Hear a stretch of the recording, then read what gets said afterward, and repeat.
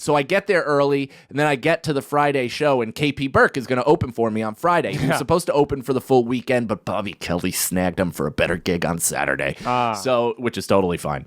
It's like 7 o'clock, 7:05, and Cal, the manager of the club, walks in. You ever meet him? Yeah, he's got like the paperboy hat on. He's got he almost looks like Big J a little bit, but he talks like this. Like it's not a Southern accent. I don't know what that was, but it's definitely like it's like this grumble, man, and it's like old wrestling because that's like his life, right? But he comes in, and he's like, "Have you heard from KP, man?" And I'm like, no, I mean, earlier he said I'll see you there, and he's like, I just called him. I couldn't get it, or I texted him. I couldn't get a hold of him. Like, whatever. He's like, can you text him? I was like, I'll just call him. And I call him. And I go, yo, what's up, buddy? And he goes, hey, handsome. And I'm like, so what's up? How you doing? You almost here? And he's like, yeah, I'm about 30 out. And I was like, oh. What time was it? It was 7:05. The show starts at 7. So I go, oh, okay. And he's like, yeah, 8 o'clock show. And I was like, no, it's not. Not and he's that. like, and he goes, what? And I go, it's a 7 o'clock show. And I hear, what? No! Fuck! Oh, that ain't me, man. That ain't me, dude. I'm not late usually. I'm like, it's all right. You just hear the accelerator. It was so funny. It went from rage to apologetic so quickly. Yeah. And he's like, I'll be there really quick. And I'm like, dude, it's good. Like, just get here by, hopefully this. And we're fine. And so the Cal smartly starts the show at like 7:20, knowing when KP's ETA is because it's been good.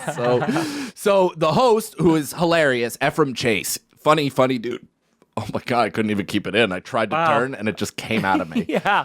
He really funny dude. Actually had a really similar vocal quality to Anthony DeVito. So it's like you could be in the green room and hear him and you're like, oh, that's DeVito. It's hilarious.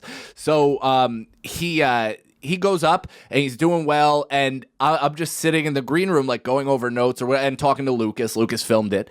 And KP, I mean, divorced dad running into court trying to get his kids at the last chance, like literally sweating. He turns into the parking lot, one of the hubcaps goes flying off. Yeah, he Ace Ventura parked right next to a Chevy Blazer, but he blasted the car. It like didn't go well, and he just fucking spiraled out of the door, running it. I mean, covered in sweat, buttons flying all over the place, and he's like, oh, I'm sorry, dude, like that was crazy, like, my bad. And I'm just like, it's totally fine. He's on stage, he's like, Cal comes in, he's like, sorry, dude, it ain't me. And I'm like, what is you then, KP? Yeah. No, it ain't, nobody cared. You are your actions. But nobody cared. Everybody was totally cool with it. He goes up, and he had the opposite experience that I had at Sagalow's, where he's the most frantic he's ever been, and then he just settles into the pocket and does great. Right. Like, totally fine. It was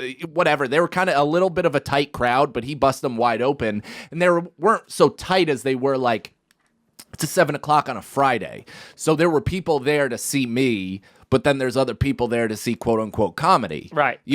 Slip on a banana peel type shit. Sure. And they averaged maybe 117 years old. Like legitimately, dude, the oldest. There's like pockets of the oldest living beings. You're right. Outside of even alligators. Like they are so old. I can't stress it enough. And I don't hate that as much as I feel bad for them. You know what I mean? Like, I'm not mad. I'm not mad at old people that come to see me. I'm always like, I even said it during the show, because I mean, there was a guy who, and this is why you watch YouTube, but I look out and I'm killing, but I look out and I see like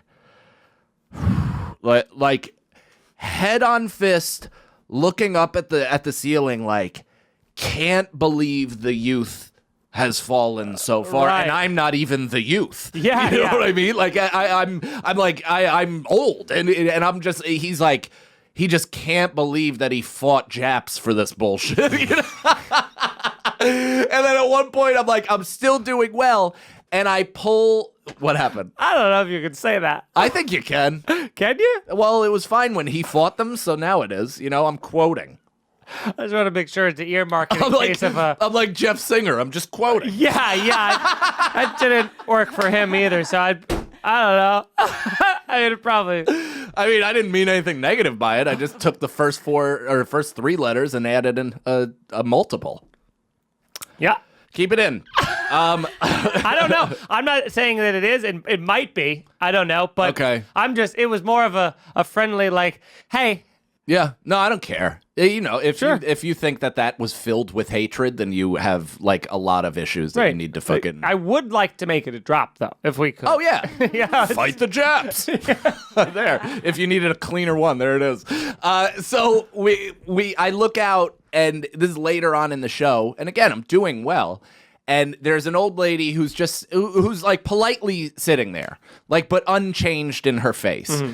And I immediately apologize. Like, I'm just like, I'm sorry. Like, I'm not trying to bum you out. Like, I know you came here looking at comedy. For something else. Yeah, I was like, this is just what I find funny. Like, I was really like explaining how I go through my process. I guess I could be a little bit more mature, but I mean, honestly, it is honestly where I feel most creative. And yes, so, that's honestly, I was like kind of saying stuff like that, and then she just was like, oh no, we're good, and I just looked at her and I was like, good, you brittle old bag. How'd that go? Awful! It was a pure Sagaloian moment where, as I was saying it, I was like, what are you doing? What are you doing? What are you doing? The old Sagalo sabotage. She just let you off the hook. Yeah. She just, like, because I stopped and everybody was paying attention, and once she was like, you're good, they're like, eh, and then I said that, and everybody was like, what? No, come on, man. And like, not that. Yeah, and I immediately was like, I'm kidding, I'll go down on you. Like, just start threatening oral sex on this fucking. And because she's old, she really can't resist. I mean, if I want it, I'm gonna take it. Oh, I think I said something like eating her pussy would be like the cinnamon challenge because it was so dry.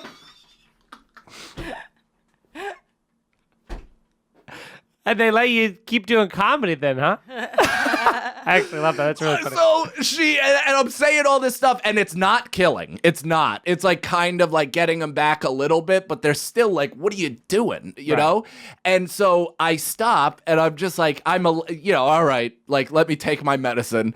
And she looks at me, and she was just like, I'll show you things you've never even dreamt of. When you wanna make your Irish goodbye.